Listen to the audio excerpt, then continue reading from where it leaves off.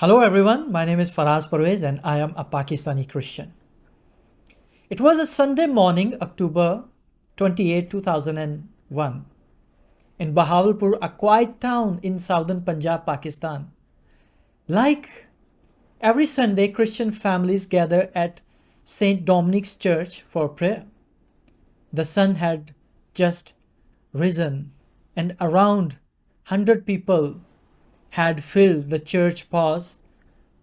Women, men, Sunday school children, Catholics and Protestant alike came together in a peace, hoping to spend worship in the morning.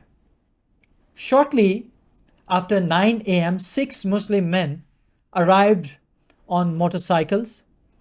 They carried Kalashnikovs. The attackers shoot and kill the lone security guard posted outside the church gate. Then they storm inside. Worshippers had just begun the morning service when Muslim gunmen entered the church chanting, Allahu Akbar, Allahu Akbar.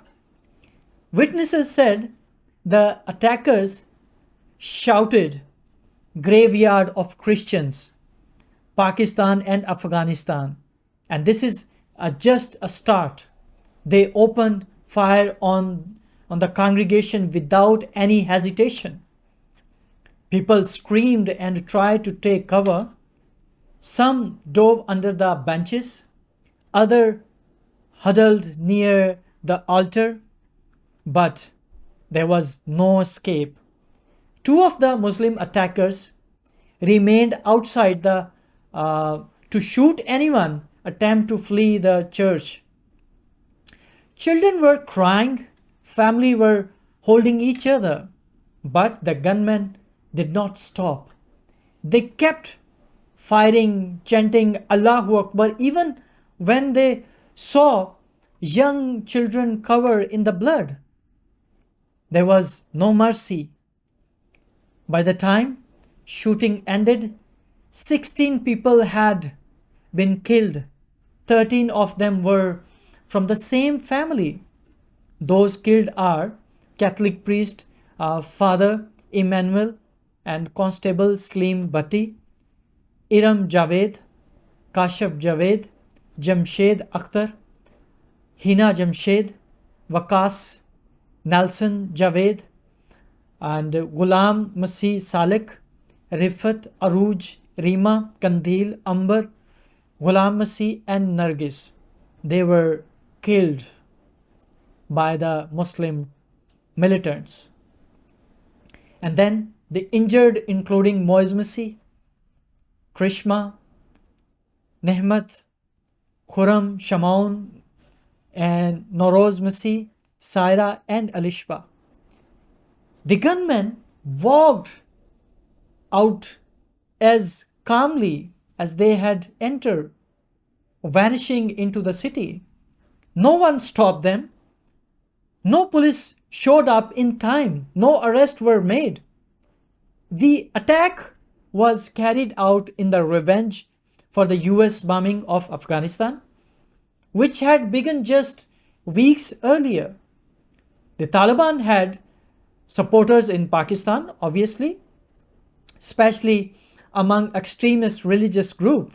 And even today, they have big support from Pakistan. While the world focused on Afghanistan, we, Pakistan's Christian minority, become a scapegoat for a war we had nothing to do with. The Bahawalpur massacre was not the first time Pakistani Christian had faced violence, but it marked a turning point. That day, a painful truth became undeniable. We were never protected by government of Pakistan. President Pervez Musharraf condemned the attack. He called it an act of terrorism carried out by trained militants. But his words were not followed by justice. No group officially claimed responsibility. No suspects were arrested. No trial ever took place. The story faded from the news, but the pain remained. Even before the attack, congregation at St. Dominic's Church had expressed concern for their safety. Official said 5 guards had posted at the church, but most of them were reportedly asleep when the gunmen arrived. Pakistan, then Minister for Minority, admitted that it was security failure, but it was only an admission. No practical action was taken that time. Churches across Pakistan emptied following Sunday. Fear replaced with the faith in a public worship. In Islamabad, at Our Lady of Fatima Church, Catholic priest warned the congregation that they were now vulnerable targets. Some mullahs in the weeks leading up to the attacks had openly called for revenge against Christians. Banners appeared in the public places invoking the words crusade, portraying in the US military campaign as a war between Christianity and Islam. In such an environment, Christians, just 1.6% of Pakistan population, become an easy and symbolic target. For over a decades leading up to the attack, tensions had been growing between Christians and Muslim majority, largely because of Pakistan blasphemy laws. These laws have often been used not to uphold justice, but to settle a personal score or spread Islamic hatred. A single accusation, often false or exaggerated, can lead to mob violence, imprisonment, or even death sentence. Or they burn our houses, our churches. General Musharraf once tried to reform blasphemy laws by suggesting that any complaint should require evidence be submitted to senior magistrate. But the religious parties pushed back aggressively, and the proposal was quickly dropped. Once again, extremist pressure and fear defeated the effort at legal reform. What happened in Bahawalpur may have been politically motivated, an attack meant to embarrass Musharraf for supporting the US invasion of Afghanistan. But the choice of victim was telling. If the goal was to protest the war, why target peaceful Pakistani Christians? The attack was not only a political message, it was a brutal reminder that minorities in Pakistan could be targeted with complete impunity. Groups like Lashkar-e-Jhangvi were active at the time and were known for the carrying out sectarian killings. They had a link with the Taliban and operate with near complete freedom. Even when the government banned some of these groups, enforcement was very weak.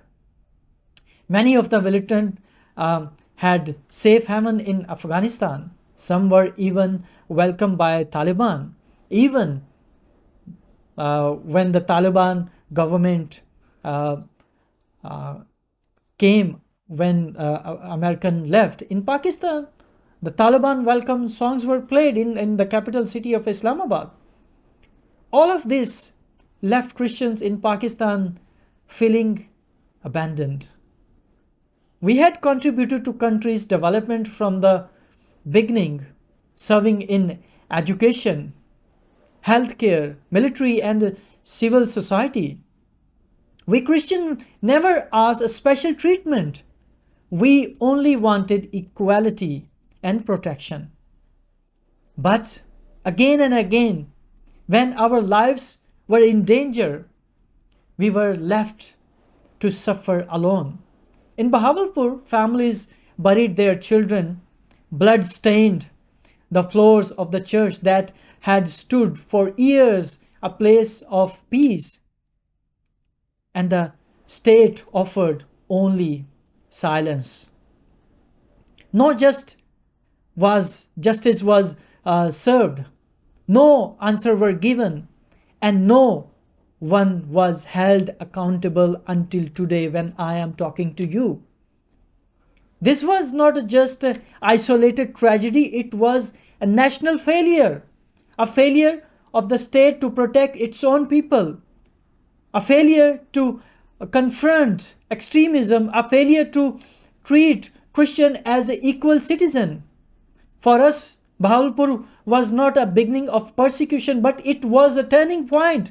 It proved once and for all that in Pakistan our lives could be taken and nothing would happen. The message was clear. If extremists strike, the government will look the other way. We were never protected. Not then, not now. And unless Pakistan change its path, unless it choose justice over appeasement and equality over fear, this cycle of violence will continue.